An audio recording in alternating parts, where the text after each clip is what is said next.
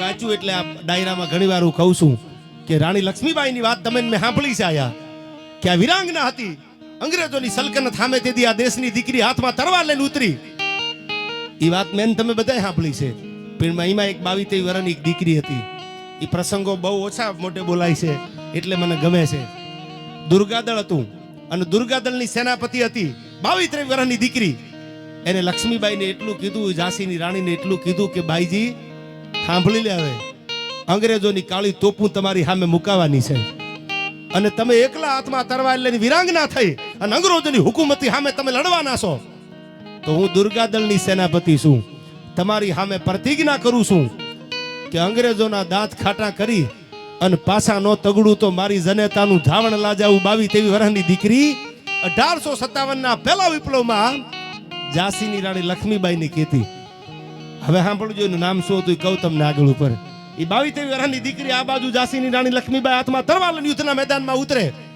અંગ્રેજો એક એક પરગણાને પચાવવા માટે અંગ્રેજોએ કાળી તોપું છે રેકડા તોપુના મૂકી દીધેલા એક એક રજવાડાને જીતવા માટે. એમાં ઝાંસીનું રજવાડું જીતવા માટે ઝાંસીની રાણી લક્ષ્મીબાઈ ઉતરી મેદાને. 1857નો પહેલો વિપ્લવ. અને બાકાજીક અંગ્રેજોની ફોજમાં બોલતી હતી, કંઈકના માથા ઉતારી. એમાં જીવતા 22-23 વર્ષ દીકરીને અંગ્રેજોની સલ્તનત, અંગ્રેજોના સૈન્યએ પકડી લીધી. એટલે એને એમ હતું કે બે હાથમાં તરવારું લઈને લડવા વાળી આ જ ઝાંસીની રાણી લાગે છે. પકડી લીધી અને કેદ કરી લીધા. અને અંગ્રેજોના માણસો બોલ્યા કે હવે તમે કેદ થઈ ગયા છો, હવે તમે કયો તમને મોત કેવું દેવામાં આવે, બોલી જાઓ તમે. તમને કેદ કરી લીધા છે અંગ્રેજી હુકુમતે.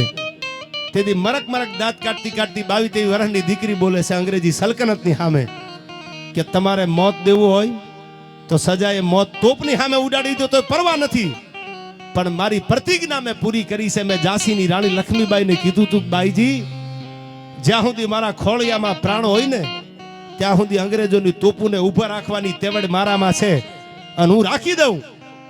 તમે પકડી છે મને, તમે એમનો મન તક તમે લક્ષ્મીબાઈને પકડી છે.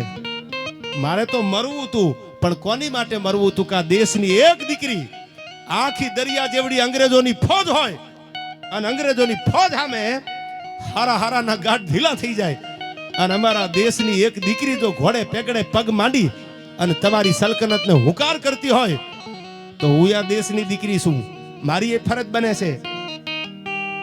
અને તેદી હાથમાં તરવારું લઈને યુદ્ધના મેદાનમાં ઉતરી હતી. હવે મને મોતની ધમકી મારો છો, મોતની બીક રાખો છો, ઉડાડી દો તોપેથી.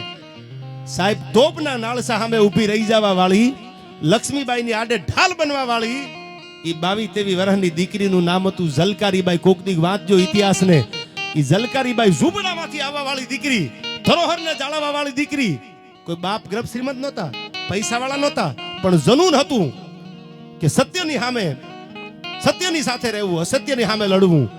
અને ઈ રાણી લક્ષ્મીબાઈને બાજુમાં આવીને કહેતી હતી મુંજાતા નહીં, પેલા મારું ખોળિયું ખાલી કરી દઉં, પેલા મારો જીવ આપી દઉં. એમ આવા સેનાપતિ, આવા ભાઈબંધ ભેળા રાખજો. ઈ ઝલકારીબાઈનું આજ પણ ટેચ્યું છે જબરજસ્ત. આ પાત્ર બહુ ઓછું બોલાય છે એટલે વાત આપને